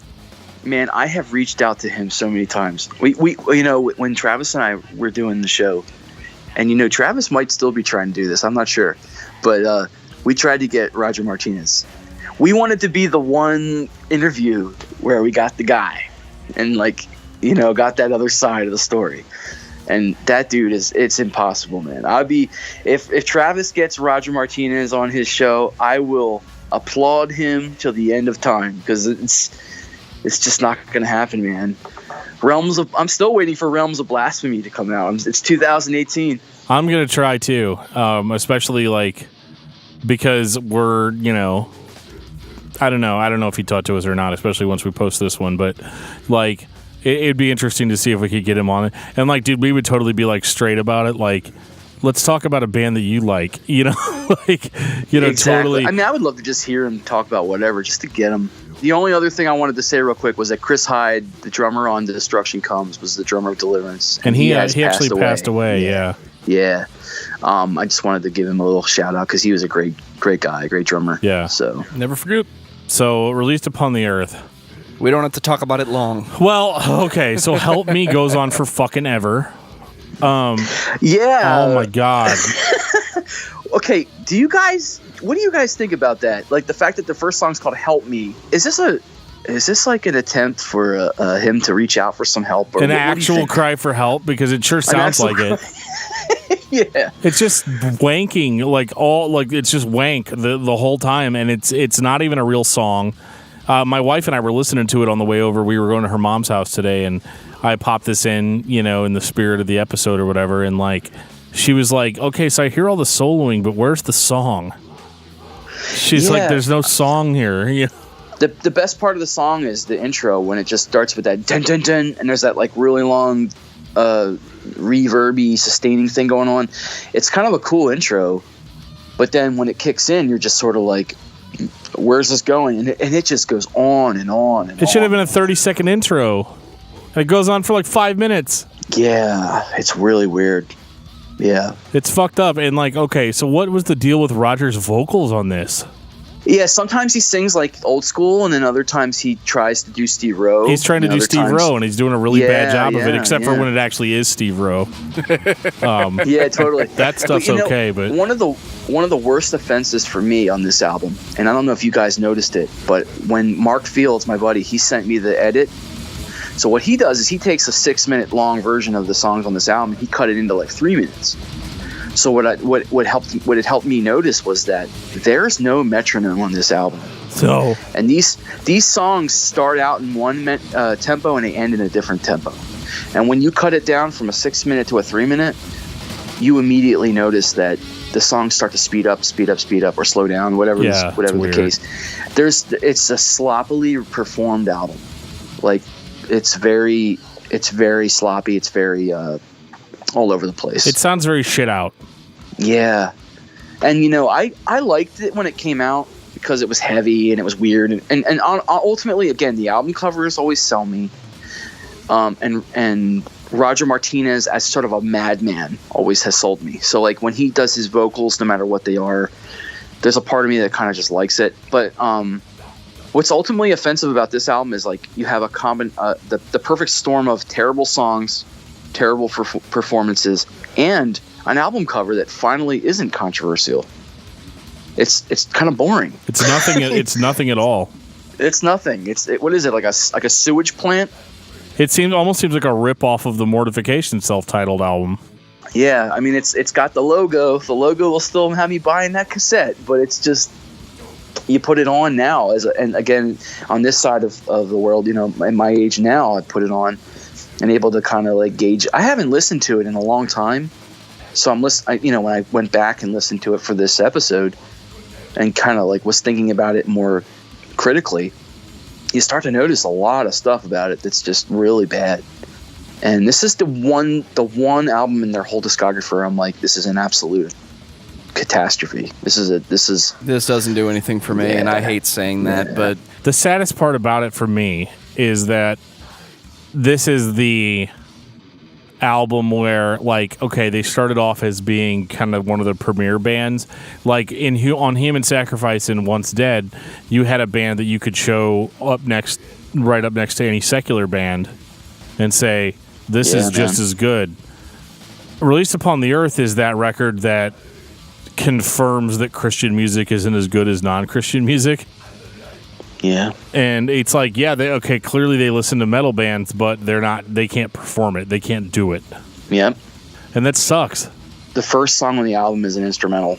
Like it's not really, I mean, I guess because he's singing Help Me, it's not an instrumental, but it's just really kind of like not a song. It's you have this first song that's like a long droning thing that's just going in repetitive motion. It's not like going anywhere. It's sort of just one musical piece that's just continuing for too long with him screaming over it, and it goes on and on and on. I'm like, why would they open the record with that? Like, it's just, like you said, it should have been maybe like 2 minutes long or whatever, just sort of a prelude to something else and connect to something, but it just doesn't. And it's just a very weird way to open a record. It's weird seeing the evolution of a band, and like we saw it with Mortification, like at least Vengeance was done after this. With a band like Mortification or even Tourniquet, depending on who you ask, it's weird to see that those bands continued.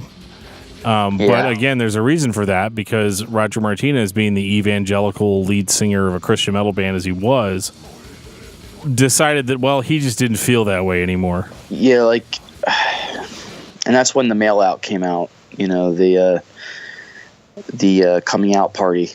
Hey guys, you might want to sit down for this one. Well, I mean, not to bore you guys, but I mean, okay. Clearly, there was an issue of being bitter. He thought that he was going to take the name and take the band and do something bigger with it, and he didn't have a band to back him up, and it didn't go very well. These records are not good. He did a really long instrumental called Out of Bounds on the album. It was like a douche fest of a song that just honestly, it just sounds like sound check music, like a music like, hey, let's jam something out. and like get the sound check right, and they put it on the album. It doesn't make any sense whatsoever. It's garbage. There's a couple good songs. Human Dark Potential is probably my favorite. Bishop of Souls is pretty good. Bishop of Souls, yeah. They probably should have ended the album with Tion or however you say that. But anyway, things did not go very well, and then the big, he'd been hurt and ripped off and whatever the things are. I mean, ultimately, I just think that Roger Martinez was a man who wasn't very mentally stable. I mean, when you look at what happened when he took control, and then you look at like his big mail out letter and what had come after that, and the fact that he went from a theologically strong Christian guy to this extreme opposite of like, I'm so hurt, I'm going to blasphemy everybody. To me, it seems like there was something going on there that was not stable. And right, it's one thing to have a change of heart. It's another thing to go out of your way to contradict or like just cause damage, destroy everything that you did before. Yeah, I mean, you got to understand, like when that letter came out and some of the things that he had said right after it. I mean, he was going as deep as he was saying that, like, Bob Beeman's hand was the hand on the Human Sacrifice album cover, and that was the same hand he jerked off with, and like, he was saying crazy shit like that, and he was sharing like personal conversations between people where he had borrowed money and and had been ripped off, and equipment bills that were given to him, but I had listened to the interview he did that the Vengeance guys did with Travis on that one episode on As the Story Grows, and they were kind of playing down that sort of thing of like, he wanted to take the band, the name, and he wanted to take, he owned it. I mean, you could make the argument of like, okay, what if Destruction Comes made some money? What if it sold well because of the other albums? Those dudes didn't get any of that money. He did. So there was like a flip of that. You can look at it both ways, but ultimately, I don't think it worked out very well for him. And I think Die Happy was pretty successful because Die Happy was starting to get award nominations, and they were doing well. They were a little bit more aware of the times, and like we were going back to the Seattle conversation. Like they were kind of pushing more of that Soundgarden and Alice in Chains thing, and I think they were maybe a little more commercially successful. So I think that maybe there was some jealousy there, but I think what happened with Roger Martinez is I mean, not to completely bore you and derail this conversation, but I believe in the once saved always saved theology. So I'm of the opinion that Roger Martinez probably was more in love with the theology than the actual real relationship with Jesus, or real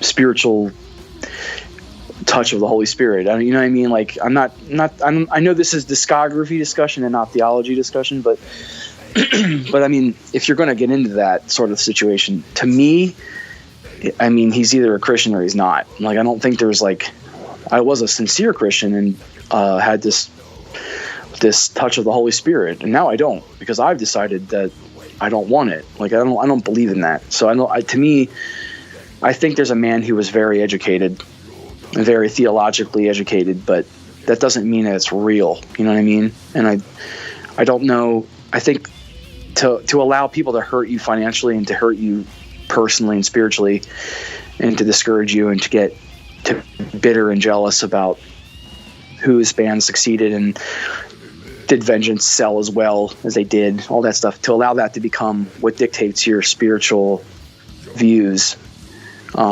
is kind of like fake to me. And I don't really view Roger Martinez as somebody who's very was a Christian and now isn't. I don't get into that stuff. To me, it seems kind of like the dude wasn't very stable right in the first place. That's my opinion of it. And I could talk about that for 2 hours, but I mean, just to summarize, I think that kind of summarizes it for me. Like, Would that be your final thoughts on Vengeance My Rising? final thought is that Vengeance Rising was a fantastic band when they were a band, and that when they became Roger Rising, too much of one guy's control, and yeah, that's my final thought on it. You know? When are we getting Realms of Blasphemy? That's what I want to know. Never. Yeah, probably never. He still talks about it. Well, that's because every time he talks about it, he makes a couple of bucks. Yeah. No, I'm serious. Good point. Yeah. I'm serious. I think he was hoping to be the megalomaniac that was behind it, run the whole show, and make all this money and show the Christian community that, see, it can work. You know, and it hasn't, and I think he's bitter about it. And so, you know, there's plenty of bitter people in this world, so he's perfectly allowed to have that. So that's my thought, is that, you know, he tried to run the whole show. It didn't work, and he can't let go. It's really weird. And like when he first left the church and stuff, it was very like spiritually oriented. So it was like, I'm a Satanist versus a Christian. But now when if you can get a glimpse into his life at all through YouTube or whatever, there's a lot of just sort of atheist ideas and not so much satanic atheist idea. You know what I mean? Like, I think he kind of realized that like there was something dated even about his like secularism, you know, like he's going more King Diamond, a little bit less. What's that one guy's name? The big atheist guy. He shall not be named. Joe, do you have final thoughts? I would say that there are so many perspectives, lessons, stories that you can get from one band. Every single band trope is in there somewhere with Vengeance Rising. 4 records, new band, changing members, changing style, changing opinions, changing the outlook, the lead singer taking control of everything, the band not wanting to do what the singer wants to do, who's in charge, this and that, and at the end-all, be-all, the complete theological change that causes one person to just fall apart in the public eye.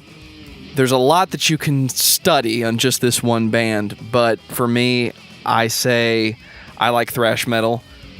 I want everybody to listen to thrash metal, but you really should be listening to the first 2 albums. And don't pay too much mind to that person that feels so bad about what they think last year that they had to destroy it in order to justify their change of mind. That's well said. That was a good one. And I would concur with that. I would say that theologically and musically, the first 2 records are where you want to be. The lyrics are fantastic on those first 2 albums. I mean, he did some good stuff later with the lyrics, but I mean, you know, the whole package is in those two albums for sure. What about you, Dan? Yeah, I mean, for me, I think Vengeance Rising was a cool band. I think that, you know, they had some missteps with the last 2 albums. And, you know, I understand that Roger Martinez had a change of heart and everything about his Christianity. But, like, that's not something that I think necessarily should have stopped the band. Like, my perspective on it has always been that, like, he could have kept it going and just did what all the other Christian metal bands did at that time and just say, hey, we're not a Christian band anymore, but here's our newest album. And I don't understand why he didn't take that, take that route. I mean, maybe he would have had to get a new record contract or whatever. But like Steven said about him maybe being a little bit unstable in the sense that like he really felt like this is what his entire identity was tied up in, and that's kind of sad. So it's been a while since I've studied my psychology, but I'm 99% sure that's the explanation. Yeah, it's possibly. Not just that I changed my mind. It's I had to go against it. Like I had to take up arms against it. That's how bad I feel. Yeah, I read the mail out, and I can tell you that there's something unstable about him for sure. I mean, when you read that stuff, you're just kind of like, what the hell? I mean, there's stuff about him like having an affair with his wife and all kinds of weird stuff. Like it's not simply just the music. There's a dude there who just kind of like put himself up as a certain kind of a public persona, and it all kind of came crashing. So I mean, and the other guys in the band, like it's I should probably preface this whole conversation by just telling you that, and the weirdest connection ever is that I had done a band called Tantrum of the Muse with a guy named Jim Settle, who was the bass player, and we did some albums and some tours and stuff, and had a pretty decent recognition, and he is now their lead singer, and they are reuniting and writing a new record. Yeah, as Vengeance. He's their new singer, and so this is weird. As we're recording this, like no joke, guys, as we're recording this, he is in the studio right now doing the new Vengeance record, and there's this whole weird thing where I'm going through where I'm like, a good close friend of mine is the new Roger Martinez. Right. As we're recording this and discussing this, I mean, I have so much inside information about this band right now because my buddy's doing the vocals. Right. And it's like, so as we're talking about this kind of sad story about this, how it all kind of ended, there's this part of me that's like, these guys are the original guys, the real band of that band, like, are doing new music with a really good friend of mine, and it's just a bizarre timing and a bizarre feeling that I'm feeling right now. Obviously, you can't have Vengeance without Roger Martinez. I'm a purist in that way. Like you need them both, and it'll be really cool to hear the new Vengeance, or whatever they call this project, with the guys that were Vengeance musically, with a vocalist who's really strong, like Jim Settle is. And maybe it'll be its own thing. I don't know, and I don't know how much of it they're trying to repeat, but it's a very strange conversation I'm having right now, because I'm sort of like, it's like almost like a brother of mine is their singer now, so it's just so odd to be in this conversation. But I think some good things are coming, though. I think I'm not in any way going to say that, like, get ready for the next human sacrifice. I'm not in that, because that was a time and a place and a specific timing and culture. But it'll be cool to hear those guys. They're very talented guys, and they're inspired right now. And Jim's inspired, and he's a really talented guy. So I think it'll be cool to hear something new from those dudes. And I kind of wish Roger Martinez would stop hiding from everybody and give us a little bit of.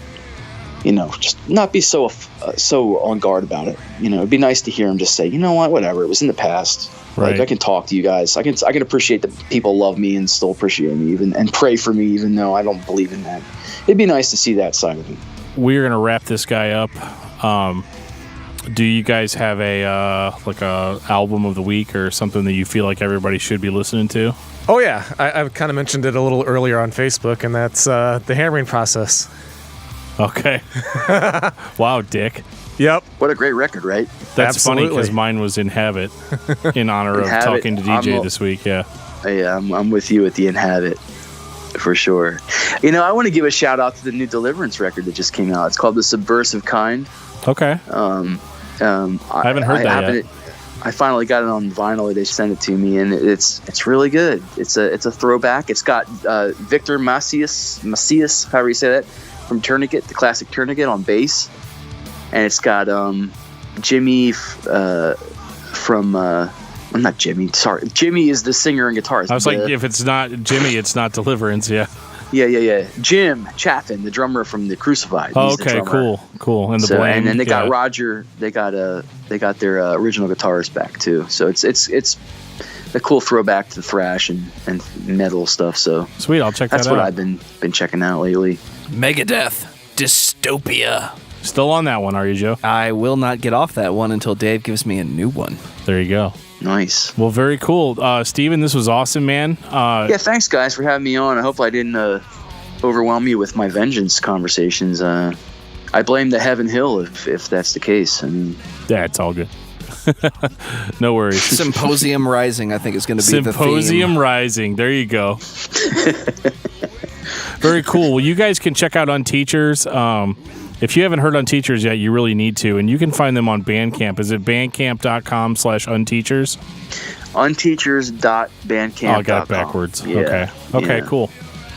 And I shouldn't say this, but I will, because it's kind of frustrating, because our record label is selling our record right now. You can get the full-length 12-inch vinyl of our really hard-working album for I think $4, which is ridiculously offensive because it's worth so much more than that. Right. But Veritas vinyl, you can get the record there. Get it now while you can, because I'm buying all the remaining copies soon, and I'm going to sell them for way more money. So nice, $73. Yeah.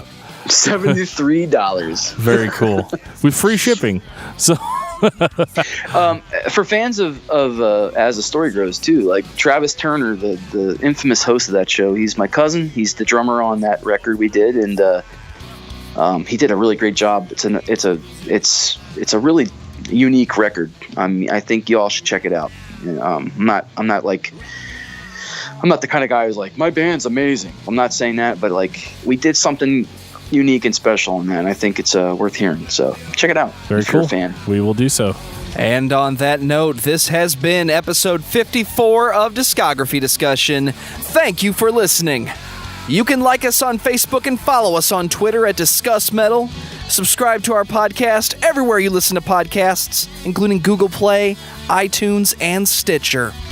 Visit discussmetal.com for all things discography discussion, and please send questions and comments to danandjoeshow@gmail.com. If you are not a patron, you can become one at patreon.com/discussmetal. Get in while the getting's good, because we're about to give you some more. You can find Steven and UnTeachers at Bandcamp at unteachers.bandcamp.com, and on Facebook, just search for UnTeachers. They're there. I know. I just tried. There? Oh, okay. UnTeachers is on Facebook. Yeah, it's like whatever that facebook.com/UnTeachers. Yep. Very cool.